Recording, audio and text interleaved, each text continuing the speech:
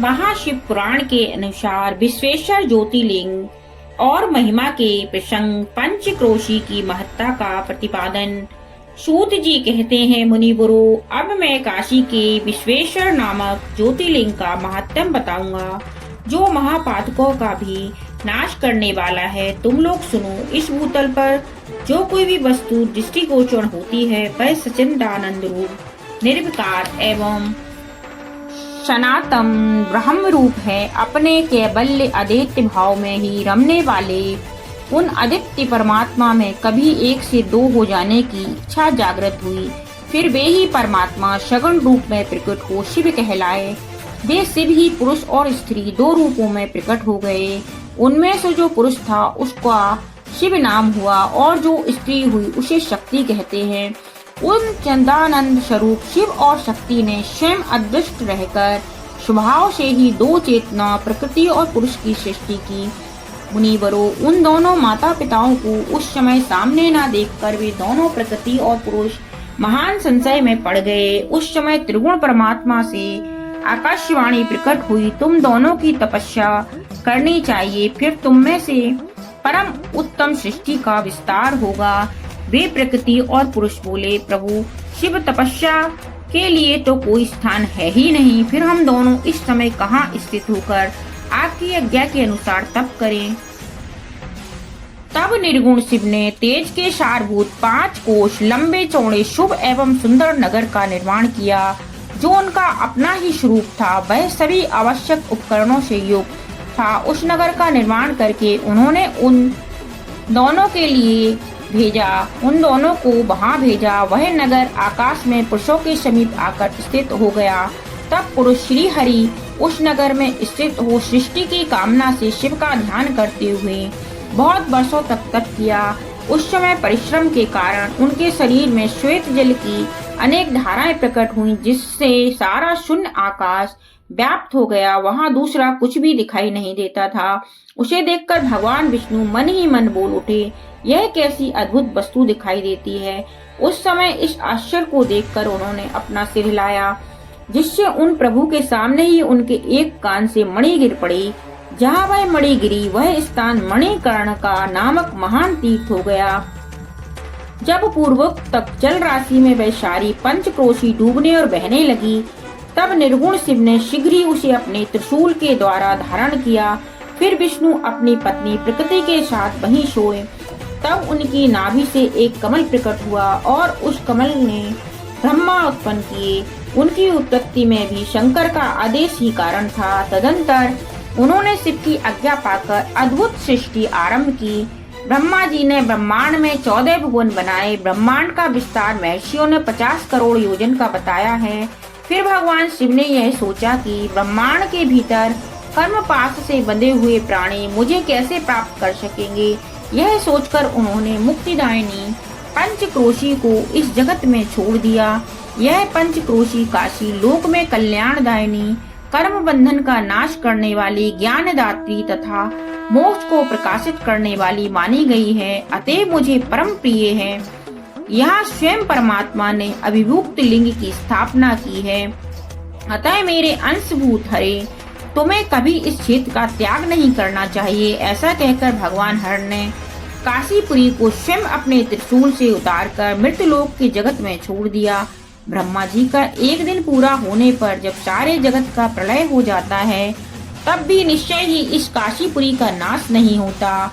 उस समय भगवान शिव ने इसे त्रिशूल पर धारण कर लेते हैं और जब ब्रह्मा द्वारा पुनः नई सृष्टि की जाती है, तब इसे फिर वे इस भूतल पर स्थापित कर देते हैं। कर्मों का कर्षण करने से ही इस पुरी को काशी कहते हैं। काशी में अभिमुक्तेश्वर लिंग सदा विराजमान रहता है। वह महापातकी पुरुषों को भी मोक्ष प्रदान करने वाला है। मुनीश्वरों, अन्य मोक्षदायक धामों के स्वरूप आदि मुक्ति प्राप्त होती है। केवल इस काशी में ही जीवों को सायुज्य नामक सर्वोत्तम मुक्ति सुलभ होती है, जिनकी कहीं भी गति नहीं है। उनके लिए वाराणसी पुरी की गति है। महापुण्यमयी पंचक्रोशी करोड़ों हत्याओं का विनाश करने वाली है।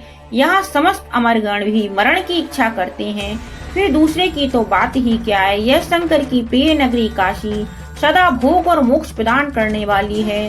कैलाश के पति जो भीतर से सत्वगुणी और बाहर से तमोगुणी कहे गए हैं, कालाग्नि रुद्र के नाम से विख्यात हैं। वे निर्गुण होते हुए भी सगुण रूप में प्रकट हुए शिव हैं। उन्होंने बारंबार प्रणाम करके निर्गुण शिव से इस प्रकार कहा। रुद्र बोले, विश्वनाथ महेश्वर, मैं आपका ही हूँ, इसमें संशय नहीं है। शाम महादेव, मुझे आत्म पर कृपा कीजिए। जगत पते, लोकहित की कामना से आपको सदा यही रहना चाहिए। जगन्नाथ, मैं आपसे प्रार्थना करता हूँ, आप यहाँ रहकर जीवों का उद्धार करें। सूत जी कहते हैं, तदंतर मन और इंद्रियों को वश में रखने वाले अभिमुक्त ने भी शंकर से बारंबार प्रार्थना करके नेत्रों से आंसू बहाते हुए ही प्रसन्नता पूर्वक उनसे कहा। अभिमुक्त बोले, काल रूपी रोग के सुंदर औषध देवादि देव महादेव, आप वास्तव में तीनों लोकों के स्वामी तथा ब्रह्मा और विष्णु आदि के द्वारा भी सेवनीय हैं। देव, काशीपुरी को आप राजधानी स्वीकार करें। मैं अचिंत्य सुख की प्राप्ति के लिए यहाँ सदा आपका ध्यान लगाए स्थिर भाव से बैठा रहूंगा। आप ही मुक्ति देने वाले तथा संपूर्ण कामनाओं के पूरक हैं, दूसरा कोई नहीं। अतः आप परोपकार के लिए उमा सहित सदा यहाँ विराजमान रहें। सदा सिर्फ आप समस्त जीवों को संसार सागर से पार करें। हर मैं बारंबार प्रार्थना करता हूँ कि आप अपने भक्तों का कार्य सिद्ध करें। सूत जी कहते हैं, ब्राह्मणों, जब विश्वनाथ ने भगवान शंकर से इस प्रकार प्रार्थना की, तब सर्वेश्वर शिव समस्त लोगों का उपकार करने के लिए वहाँ विराजमान हो गए। जिस दिन से भगवान शिव काशी में आ गए, उसी दिन से काशी सर्वश्रेष्ठपुरी हो गई। बोलो भगवान विश्वनाथ काशी ज्योतिर्लिंग की जय हो, जय हो, जय हो। हाँ, शिव पुराण के अनुसार विश्वेश्वर ज्योतिर्लिंग का महत्तम व कथा। सूत जी कहते हैं, मुनीश्वरों, मैं संक्षेप से ही वाराणसी तथा विश्वेश्वर के परम सुंदर महात्म का वर्णन करता हूँ, सुनो। एक समय की बात है कि पार्वती देवी ने लोकहित की कामना से बड़ी प्रसन्नता के साथ भगवान शिव से अभिमुक्त क्षेत्र और अभिमुक्त लिंग का महत्तम पूछा। तब परमेश्वर शिव ने कहा, यह वाराणसीपुरी सदा के लिए मेरा उत्तम क्षेत्र है और सभी जीवों की मुक्ति का सर्वदा हेतु है। इस क्षेत्र में सिद्धगण सदा मेरे व्रत का आश्रय ले नाना प्रकार के भेष धारण किए मेरे लोक को पाने की इच्छा रखकर जितात्मा और जितेंद्रिय हो नित्य महायोग का अभ्यास करते हैं। उस उत्तम महायोग का नाम है पाशुपात योग। उनका श्रोतियों द्वारा प्रतिपादन हुआ है। यह भोग और मोक्ष रूप फल प्रदान करने वाला है। महेश्वरी, वाराणसीपुरी में निवास करना मुझे सदा ही अच्छा लगता है, जिस कारण से मैं सब कुछ छोड़कर काशी में रहता हूँ उसे बताता हूँ, सुनो। जो मेरा भक्त तथा मेरे तत्व का ज्ञानी है, वे दोनों अवश्य ही मोक्ष के भागी होते हैं। उनके लिए तीर्थ की अपेक्षा नहीं है। विहित और अविहित दोनों प्रकार के कर्म उनके लिए समान हैं। उन्हें जीवन मुक्त ही समझना चाहिए। वे दोनों कहीं भी मरे तुरंत ही मोक्ष प्राप्त कर लेते हैं। यह मैंने निश्चित बात कही है। सर्वोत्तम शक्ति देवी, उसे इस परम उत्तम अभिमुक्त तीर्थ में जो विशेष बात है उसे तुम मन लगाकर सुनो। सभी वर्ण और समस्त आश्रम के लोग, चाहे वे बालक, जवान, बूढ़े कोई भी क्यों ना हो, यदि इस पुरी में मर जाएं तो मुक्त हो ही जाते हैं, इसमें संशय नहीं है। स्त्री अपवित्र हो या पवित्र, कुमारी हो या विवाहिता, विधवा हो या वंध्या, रजशला, प्रसूता, संस्कारहीना अथवा जैसी तैसी कैसी ही क्यों ना हो, यदि इस क्षेत्र में मरी हो तो अवश्य मोक्ष की भागनी होती है। इसमें संदेह नहीं है। सुदेज, अंडज, उद्भिज अथवा जरायुज प्राणी जैसे यहाँ मरने पर मोक्ष पाता है, वैसे और कहीं नहीं पाता। देवी, यहाँ मरने वाले के लिए ना ज्ञान की अपेक्षा है, ना भक्ति की, ना कर्म की आवश्यकता है, ना दान की, ना कभी संस्कृति की अपेक्षा और ना धर्म की ही। यहाँ नाम कीर्तन, पूजन तथा उत्तम जाति की भी अपेक्षा नहीं होती। जो मनुष्य मेरे इस मोक्षदायक क्षेत्र में निवास करता है, वह चाहे जैसे मरे उसके लिए मोक्ष की प्राप्ति सुनिश्चित है। प्रिय मेरा यह दिव्यपुर गुहा से भी गुहत्तर है। ब्रह्म आदि देवता भी इसके मातम को नहीं जानते, इसलिए इस महान क्षेत्र अभिमुक्त नाम से प्रसिद्ध है, क्योंकि नैमिष आदि सभी तीर्थों से यह क्षेत्र श्रेष्ठ है। यह मरने पर अवश्य मोक्ष देने वाला है। धर्म का सार सत्य है, मोक्ष का सार समता है तथा समस्त क्षेत्रों एवं तीर्थों का सार यह अभिमुक्त तीर्थ काशी है। ऐसे विद्वानों की मान्यता है, इच्छानुसार भोजन, शयन, कीर्णा तथा विविध कर्मों का अनुष्ठान करता हुआ भी मनुष्य यदि इस अभिमुक्त तीर्थ में प्राणों का परित्याग करता है तो उसे मोक्ष मिल जाता है। जिसका चित्त विषयों में आसक्त है और जिसने धर्म की रुचि त्याग दी है, वह भी यदि इस क्षेत्र में मृत्यु को प्राप्त होता है तो पुनः संसार बंधन में नहीं पड़ता। फिर जो ममता से रहे, धीर, सत्वगुणी, दम्भहीन, कर्म कुशल और कर्तापन के अभिमान से रहित होने के कारण किसी भी कर्म का आरंभ न करने वाले हैं, उनकी तो बात ही क्या है, वे सब मुझमें ही स्थित है। इस काशीपुरी में शिव भक्तों द्वारा अनेक शिवलिंग स्थापित किए गए हैं। पार्वती वे संपूर्ण अवृष्टि को देने वाले और मोक्षदायक हैं। चारों दिशाओं में 5-5 कोश फैला हुआ यह क्षेत्र अभिमुक्त कहा गया है।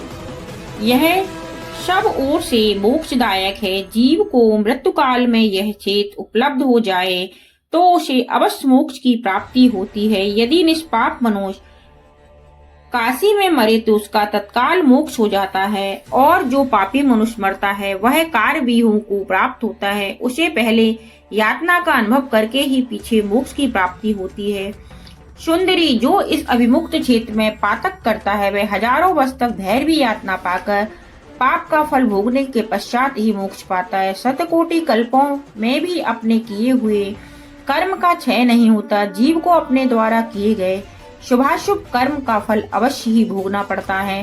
केवल अशुभ कर्म नरक देने वाला होता है, केवल शुभ कर्म स्वर्ग की प्राप्ति कराने वाला होता है तथा शुभ और अशुभ दोनों कर्मों में मनुष्य होने की प्राप्ति बताई गई है। अशुभ कर्म की कमी और शुभ कर्म की अधिकता होने पर उत्तम जन्म प्राप्त होता है। शुभ कर्म की कमी और अशुभ कर्म की अधिकता होने पर यहाँ अधम जन्म की प्राप्ति होती है। पार्वती जब शुभ और अशुभ दोनों ही कर्मों का क्षय हो जाता है तभी जीव को सच्चा मोक्ष प्राप्त होता है। यदि किसी ने पूर्व जन्म में आदर पूर्वक काशी का दर्शन किया है तभी उसे इस जन्म में काशी में पहुंचकर मृत्यु की प्राप्ति होती है। जो मनुष्य काशी जाकर गंगा में स्नान करता है उसके क्रियामान और संचित कर्म का नाश हो जाता है, परंतु प्रारब्ध कर्म भोगे बिना नष्ट नहीं होता। यह निश्चित बात है। जिसकी काशी में मुक्ति हो जाती है उसके प्रारब्ध कर्म का भी क्षय हो जाता है। प्रिय, जिसने एक ब्राह्मण को भी काशीवास करवाया है वह स्वयं भी काशीवास का अवसर पाकर मोक्ष लाभ प्राप्त करता है। सूत जी कहते हैं, मुनिवरों, इस तरह काशी तथा विश्वेश्वर लिंग का प्रचुर महात्म्य बताया गया है, जो सत्पुरुषों को भोग और मोक्ष प्रदान करने वाला है। इसके बाद में पृथ्वी के आदि अंत अनादि तक मैं प्राग त्रिशूल पर जलमग्न होने पर पृथ्वी पर काशी को धारण करता हूँ। यह अनंतदायिनी मोक्षदायिनी काशी मेरा परम सुखमय निवास स्थान है। बोलो महादेव विश्व